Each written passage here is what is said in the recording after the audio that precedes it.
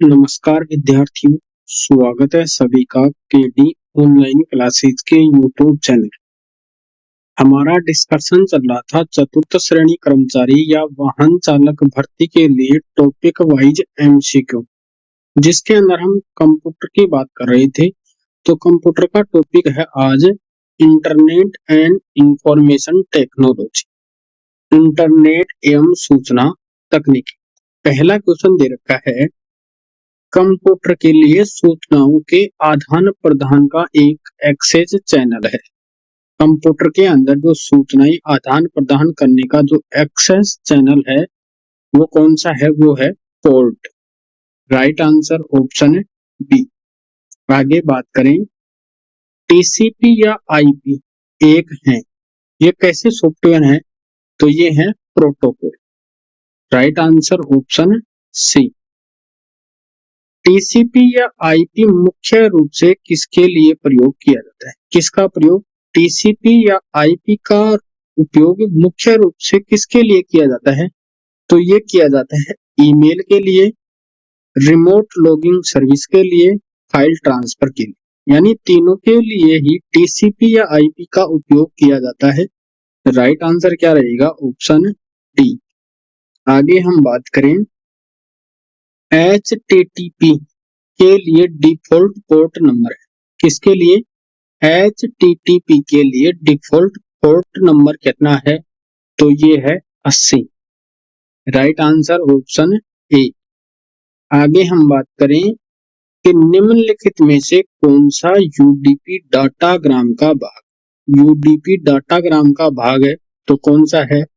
ये है source port, destination port, checksum, यानी ये तीनों ही किसके भाग है? यूडीपी डाटाग्राम के भाग है। तो राइट आंसर क्या रहेगा? Option D.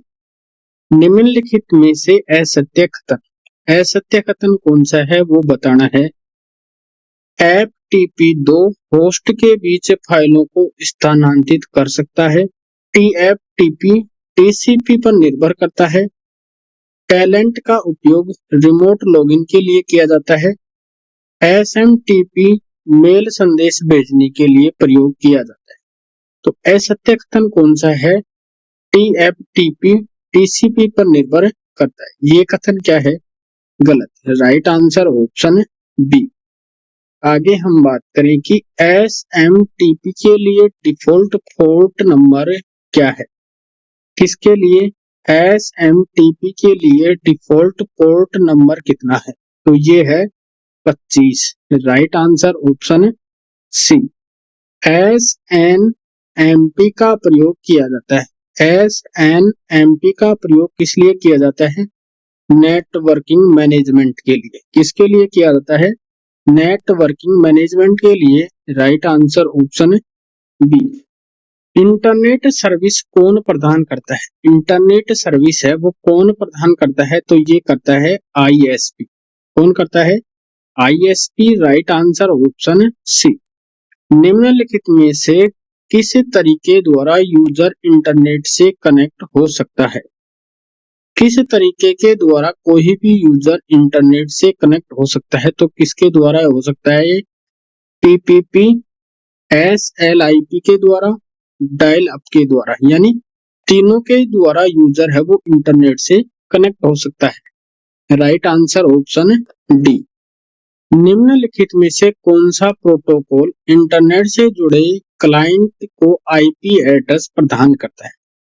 कौन सा प्रोटोकॉल इंटरनेट है जो कोई भी क्लाइंट जुड़े तो उसे आईपी एड्रेस प्रदान करता है? तो ये कौन सा है?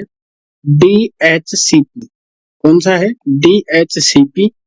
निम्नलिखित में से कौन सी एक सर्वर साइड प्रोसेसिंग लैंग्वेज नहीं? सर्वर साइड प्रोसेसिंग लैंग्वेज कौन सी नहीं है? तो कौन सी नहीं है? JavaScript. Right answer option D. आगे हम बात करें कि इंटरनेट पर एक कंप्यूटर से यूजर के कंप्यूटर पर फाइलों को स्थानांतरित करने की प्रक्रिया को कहा जाता है। इंटरनेट पर एक कंप्यूटर से यूजर के कंप्यूटर में फाइलों को स्थानांतरित करने की प्रक्रिया को क्या कहा जाता है? तो इसे क्या कहा जाएगा? Downloading. Right answer option B. HTTPS में एस का अर्थ है, इसमें HTTPS में एस का अर्थ क्या होगा? इसका होगा सिक्योर्ड। राइट आंसर ऑप्शन है बी। आगे हम बात करें, निम्नलिखित में से कौन सा विकल्प इंटरनेट के लिए आवश्यक नहीं है? कौन सा ऐसा विकल्प है जो इंटरनेट के लिए आवश्यक नहीं है? तो कौन सा है? डोस। वेब ब्राउजर की भी आवश्यकता होती है, मोडेम की भी आवश्यकता होती है, ऑपरेटिंग सिस्टम की भी आवश्यकता होती है। डोस की आवश्यकता नहीं होती, तो right answer option D.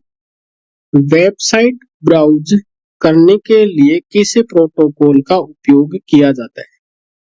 Website browse करने के लिए किस प्रोटोकॉल का उपयोग किया जाता है? तो ये किया जाता है HTTP का। आगे हम बात करें, IPv6 में IP पते का आकार कितना बिट्स है? IPv6 में IP पते का आकार कितने बिट्स है? तो ये कितना है? 128।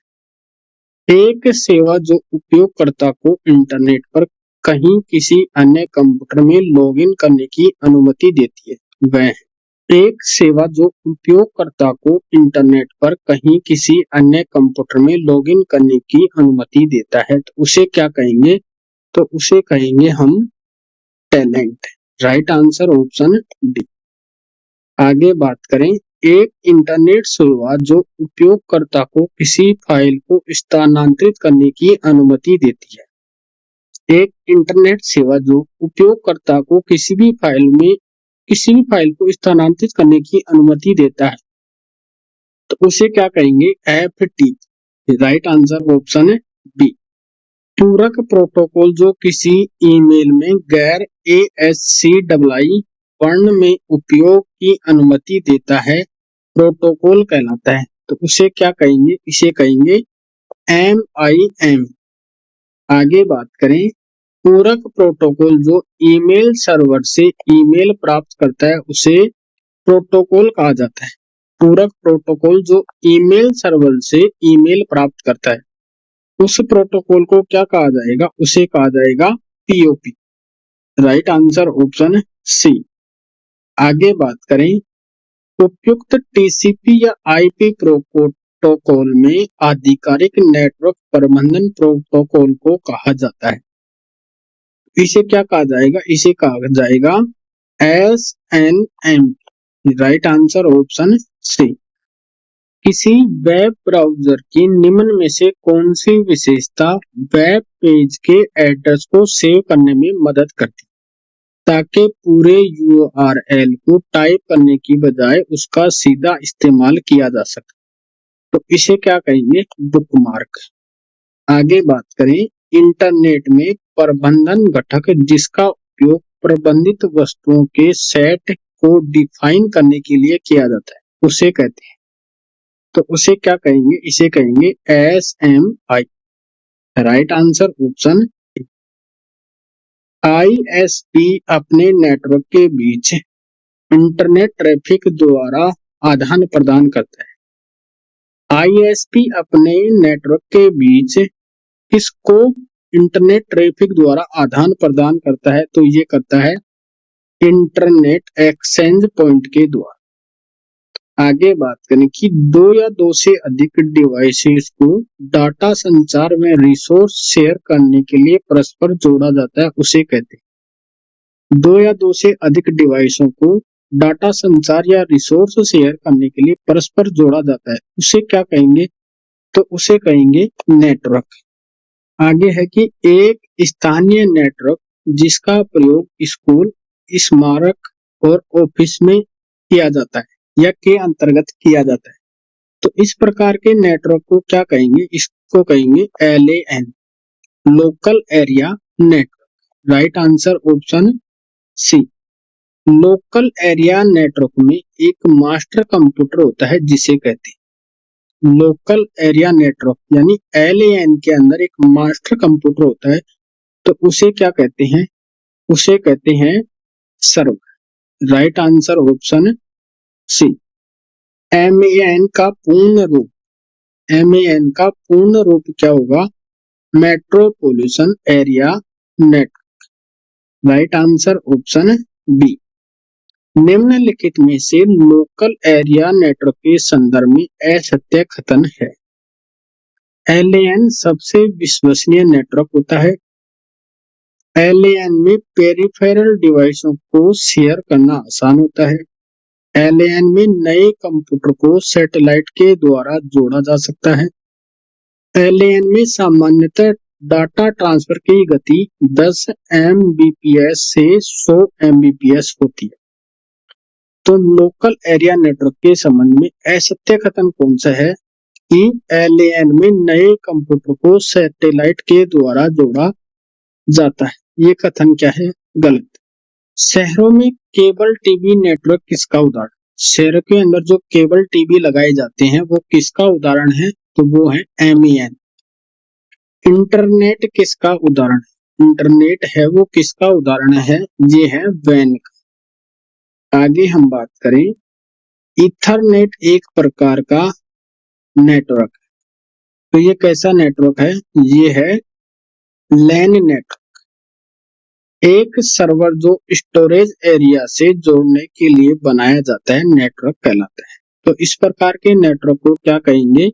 SAN। CAN का पूर्ण रूप, CAN का पूर्ण रूप क्या होगा?